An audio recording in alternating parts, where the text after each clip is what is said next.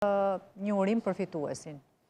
Mënyra se si e shikoj unë është që ka një ndryshim në drejtimin e politikës jashtme amerikane dhe reflektohet në të dyja këto mesazhe. Para 4 vjetëve, politika e jashtme amerikane, jo këtu në Shqipëri, po edhe tjetër kund, tentonte të ishte më shumë ndërhyrëse. Ne kishim zonjën Kim, mund të publikonte ambasada amerikane 4 mesazhe në ditë në Twitter, pastaj kishte deklarata, pastaj kishte vizita nëpër institucione.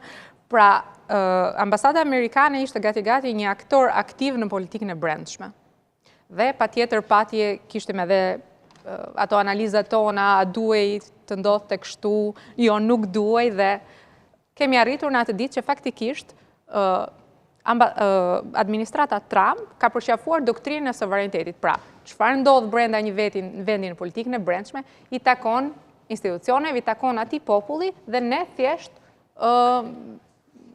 do më thënë, i përmbahemi rregullave të politikës. Dhe nuk